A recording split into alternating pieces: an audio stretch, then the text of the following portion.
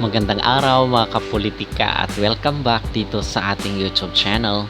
In this video ay atin pong pag-uusapan itong si Miss Myanmar.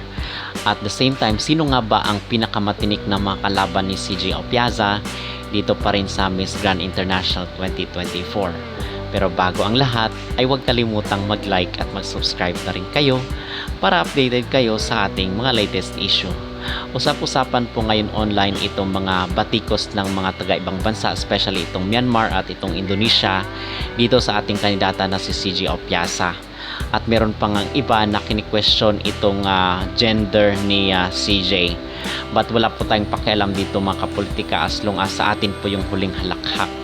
At ang sabi naman ng iba na sobrang mature daw itong si CJ Opiaza kung titingnan. Okay, so sino ba yung pinakamatinik talaga na makalaban ni CJ mamaya? Kasi mamaya na nga po ang pinaka-inaabangan na finals at talagang malalaman natin kung sino ang mag-uwi ng corona. Okay, so number 1 talaga sa ating listahan mga kapolitika is itong si India. Okay, at the same time si Myanmar, si Indonesia at yung mga Latinas. Okay, so ngayon is hindi ko na nakita yung mga European, especially itong si Spain kasi dati ay threat pa at banta pa talaga itong si Spain dito sa ating kandidata. But may nag-comment na doon dito sa insider sa Miss Grand International na talagang tumamlay ang performance. At minsan nawiwerduhan rin daw si Sir Nawat dito kay Spain. So X na po si Spain para dito sa mamaging tinik ni CJ Opiaza.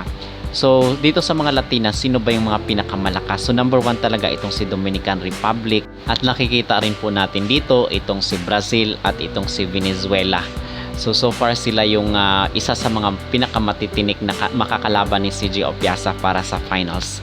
Well, abangan lang po natin mga kapolitika ang maging resulta mamaya kung sino nga ba ang makakasungkit ng pinaka-inaasam-asam na Miss Grand International 2024.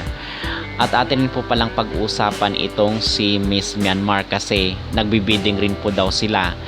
But hindi kasi pwede kasi ang meron kasing mga balibalita na kung saan is verbal lang daw itong sinasabi ni Miss Myanmar na sila ang mag-host. Not unless is mag-sign nga talaga sila kasi pag verbal pwedeng mag-iba yung yung isip. So medyo marunong rin po itong si Mr. Nawat na kinakailangan ay documented kung sila nga ba yung mag-host kasi nga dati is nag-back out sila, di ba? So hindi ibinigay kay Myanmar yung corona. So basically ngayon may mga usap-usapan na nagbibidding na naman daw itong si Miss Myanmar. So hindi natin alam yung mga closed door na meeting ng mga national directors. Now on the other hand, pinipilit rin kasi ng mga supporters ni Miss Myanmar na ipasok talaga siya. Okay, sa sinasabi na nga natin dati pa mga kapolitika is marami pa pong mas outstanding ang performance aside dito kay Miss Myanmar. At the same time, bata pa rin siya na kung saan is lagi na mayroon nga siyang eksena doon na paiyak-iyak siya.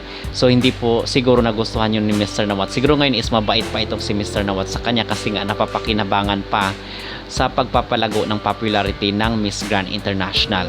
So yun kasi ang gusto ni Mr. Nawat. So maybe meron siyang placement sa top 10 but I doubt kung mapapasali siya sa top 5. Yun po ang ating abangan mamaya. Okay, kung talagang yung popularity niya ay maging factor dito para makarga siya sa top 5. But for me is hindi po siya deserve sa top 5 kasi sa sinasabi at marami pa po ang outstanding dito kay Myanmar. Talagang na-hype lang itong si Myanmar dahil nga malawak yung kanyang fan base at yung kanyang mga supporters. Actually, meron nga mga nagsasabi na iba na meron daw nga boosting itong ginagawa si Miss Myanmar kung kaya yung mga post niya minsan sa social media ay talagang trending at umaabot ng 6 digit or minsan nga millions pa. Okay, so ang sinasabi ng iba ay baka nagbo-boost daw dito sa social media. Ginagamit daw ang artificial intelligence. So sino pa man ang makukoronahan mamaya, ito po yung ating abangan mga kapolitika at talagang masasaksihan. So sa tingin nyo ba sino ang maging tinik sa corona ni CJ Opiaza? At ano inyong masasabi dito kay Miss Myanmar?